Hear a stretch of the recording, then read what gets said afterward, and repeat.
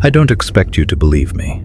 Honestly, I don't even think I believe myself most days. When the morning sun streams through my apartment window, burning away the shadows in the corners, the whole thing feels like a fever dream, a memory that belongs to someone else. But then the night comes, and I remember.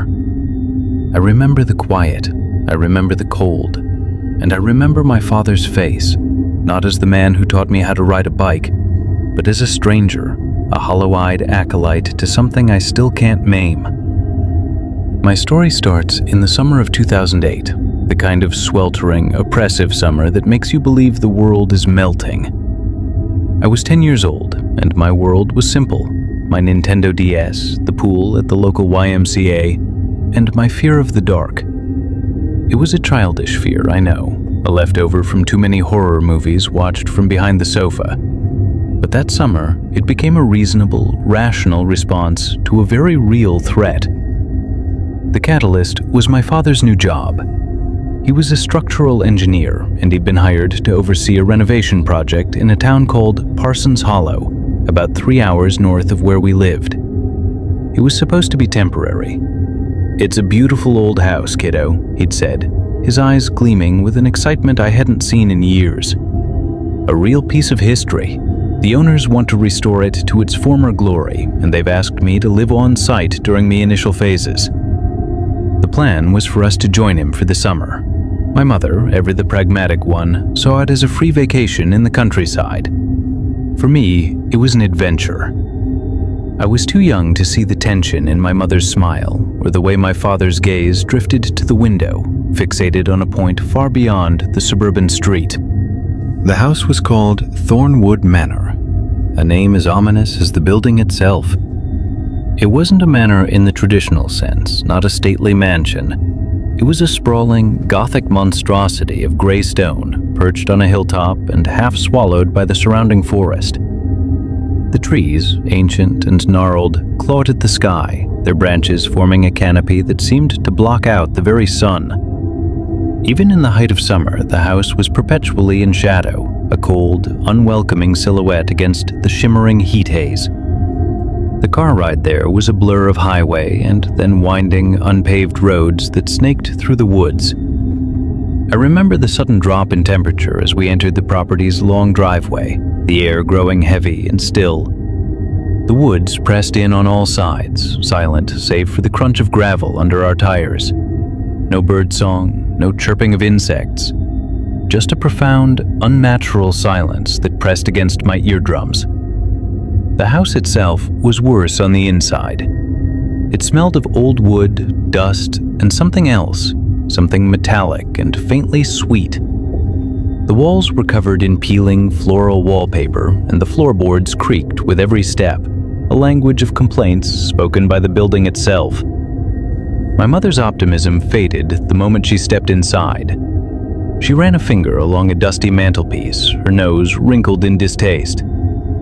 "It needs a lot of work, Arthur," she said softly, looking around the cavernous foyer. "It's a project, Laura," my father replied, his voice echoing strangely in the vast space.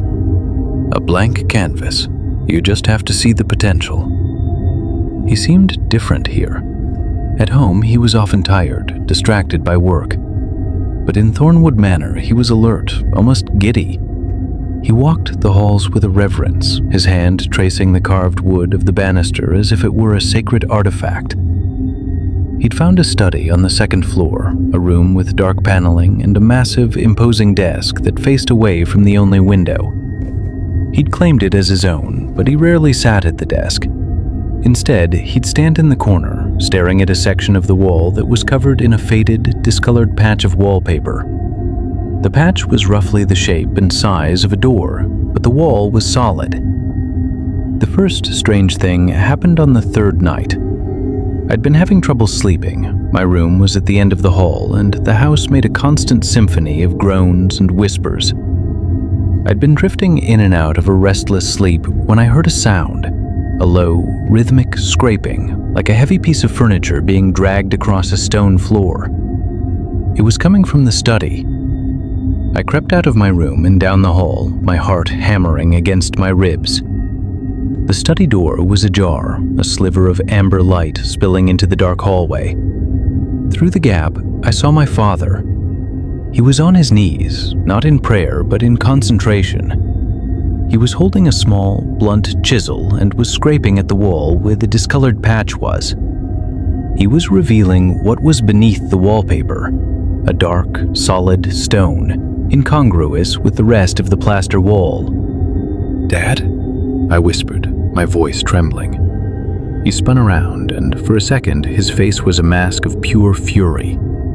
It was a fleeting expression, there and gone in an instant, replaced by a strained, placating smile. "Bobby," he said, his voice a low, gentle rumble. "What are you doing up? You should be in bed." "What are you doing?" I asked, my eyes fixed on the dark stone wall behind him. He moved to block my view. "Oh, just exploring the house's structure," he said, his smile too wide. "I think there used to be a door here. It was walled up.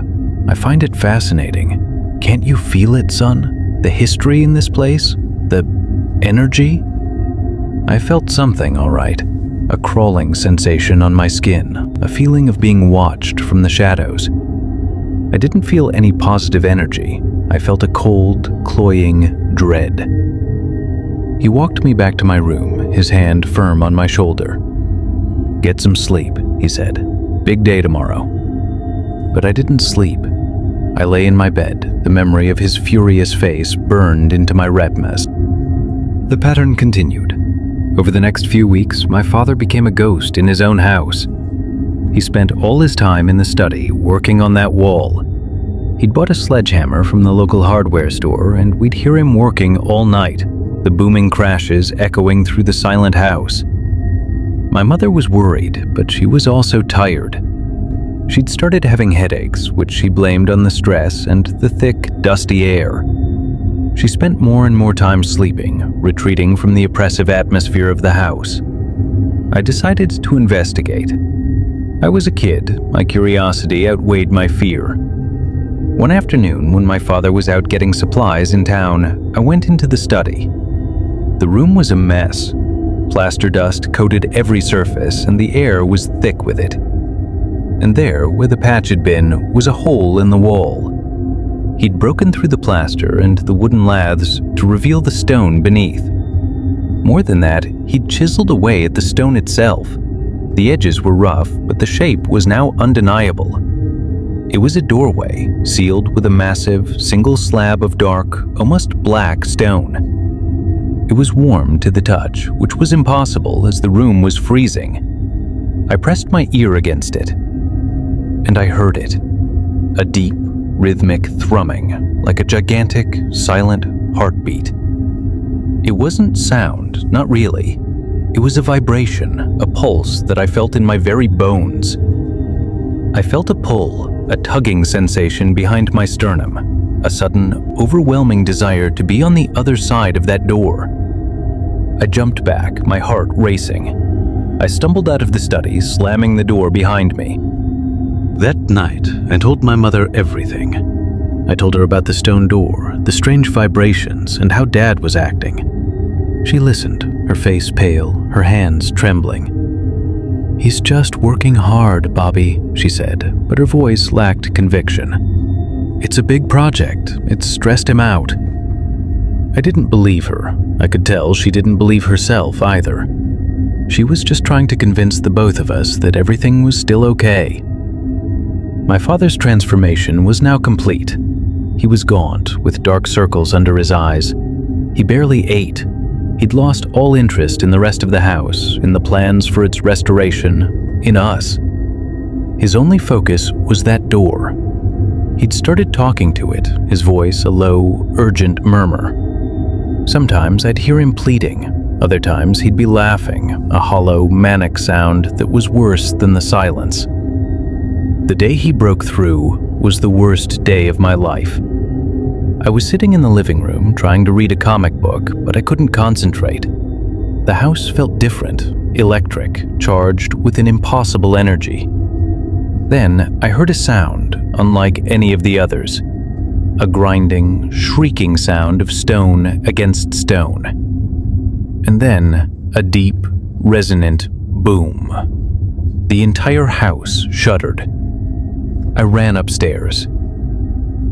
The door was open. The slab of stone had been pushed inward, leaving a gaping, black rectangle in the wall. My father was standing in front of it, bathed in the faint light of his desk lamp. His back was to me. From the darkness of the opening, a light was emanating. It wasn't like any light I'd ever seen. It had no source, it just was. It was a sickly, pale green, the color of bioluminescent rot, and it pulsed with a slow, hypnotic rhythm, in perfect sync with the heartbeat I'd felt earlier. "Dad?" I said, my voice just a whisper. He turned to look at me, and I screamed. His face was a mask of ecstasy, but it was wrong. The veins on his face and neck were bulging, and they were that same sickly green color, pulsing with light as if the energy from beyond the door was flowing through him. His eyes, once a warm brown, were now completely black, glossy orbs that reflected the light from the abyss. "Bobby," he said, his voice different, layered, as if two people were speaking at once. "It's beautiful. Come see. It's been waiting for us. It's been waiting for so long." He reached a hand out to me.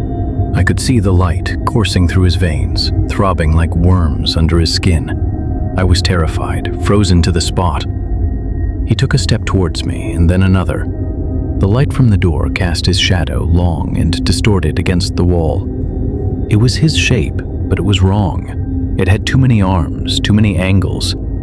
It was the outline of a man, but it wasn't a man. I don't know if I would have been able to move if my mother hadn't appeared. She must have heard my scream. She grabbed my arm and yanked me back, pulling me out of the study and into the hallway.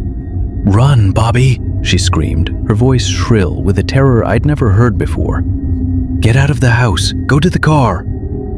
We ran. We flew down the creaking stairs, the sound of my father's footsteps. No, not footsteps, a frantic scuttling, echoing behind us.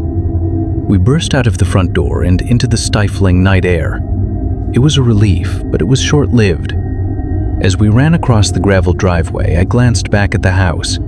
The light from the study window was pulsing, a beacon of that sickly green. And in the window, I saw a figure. It wasn't my father. It was a silhouette, but not of a man. It was tall and impossibly thin, with limbs that were too long and joints that bent the wrong way. It was looking right at me. We got in the car, and my mother floored the accelerator. The tires spun on the gravel, and we screamed down the driveway, away from the house. As we rounded the final bend, I looked back. The light from the study window was gone. Thornwood Manor was just a dark, silent silhouette against the moonlit sky. It looked empty. It looked normal. We never saw my father again. We went to the police, of course. They searched the house, the woods, everything. They found nothing. The house was empty. My father's tools were there, his clothes, his car. In the study, there was no slab of stone, no hole in the wall. The wallpaper was intact, the same discolored patch in the corner. The police were baffled. There was no evidence of a struggle, no forced entry. Arthur Miller had simply vanished. My mother and I moved away. We changed our names. We tried to build a new life.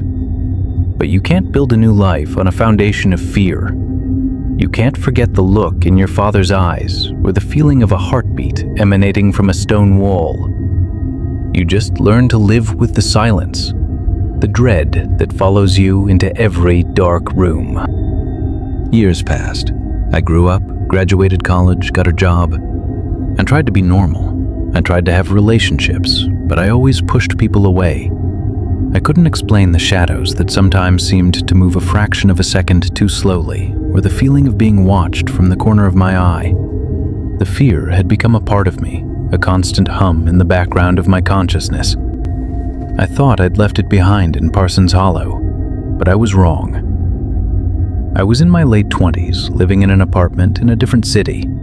It was a quiet evening, and I was going through a box of old things my mother had sent me from storage. I was looking for a book when my hand brushed against a sealed envelope I'd never seen before.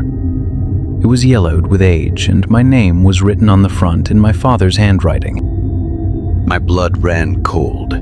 My hands trembling, I tore it open. Inside was a single sheet of paper covered in my father's cramped, frantic scrawl. It was dated a week before he vanished. "Bubby, if you are reading this, then I know I am gone. Please, please, do not judge your mother. She was only trying to protect you. I am writing this because I need you to understand it wasn't a choice. It was never a choice. It called to me. It called to me from the moment I set foot in that house. I could feel it in the ground, in the very air. It was a siren's call, and I was the sailor. The door wasn't a door to another room. It was a door to somewhere else entirely. I don't know how to describe it. It's a place of pure thought, of pure presence. It's been sleeping for eons, growing, dreaming, waiting. And I woke it up. I was a key, and by breaking through that wall, I turned the lock. I'm not writing this to ask for forgiveness. I don't deserve it. I'm writing this to warn you. The door was closed. You might think it's over, but it's not. It's patient.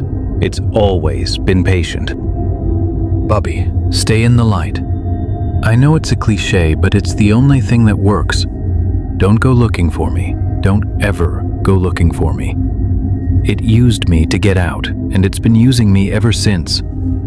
You know the patch of wall in the study? It's a scar. The door wasn't just in the wall. It is the wall. It's the memory of the door. And I think I am becoming the same thing. A memory. A patch on the wall of the world. Forgive me, your father.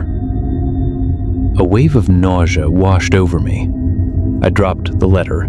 I stumbled to the bathroom, splashing cold water on my face. The letter was the ramblings of a madman, I told myself. It had to be. It was the product of a mental breakdown. But the fear in my chest was real. It was the same fear I felt as a 10-year-old boy watching that silhouette in the window. That night, as I tried to sleep, I heard it. A low, rhythmic scraping from the apartment below mine. It was an old building. It was just the neighbors, I rationalized. But it continued. And then it grew closer. It wasn't coming from below. It was coming from the wall next to my head. I sat bolt upright in bed, my heart threatening to burst out of my chest. And then I saw it. A faint, sickly green glow was emanating from the corner of my bedroom. I flicked on the bedside lamp, and the light was gone. The corner was just a corner.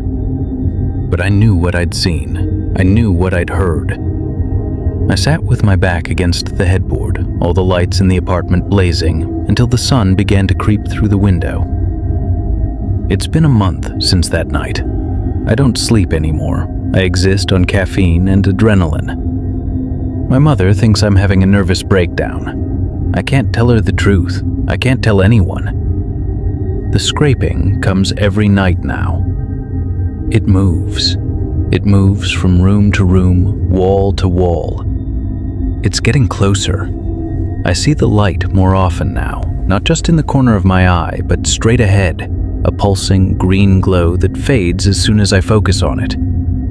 I feel a cold draft that follows me from room to room, even when all the windows are shut. And I think I can hear it now, a whisper. It's not a voice, not really. It's a feeling, a thought that isn't my own pressing into my mind. A single, insistent idea. Almost there. I know what I have to do. It's the only way to stop it. The letter said it. Don't go looking for me. It's the only thing that works, because if I go looking for it, I'll find it. I'm sitting in my kitchen now. The sun is setting and the scraping has already started in the walls. I have one more thing to tell you. It's the reason I'm writing this all down. The reason I'm sharing my story, even though I know you probably won't believe me. I found a new, discolored patch on my wall. It's in the living room, right next to the window. The shape is roughly the size and shape of a man.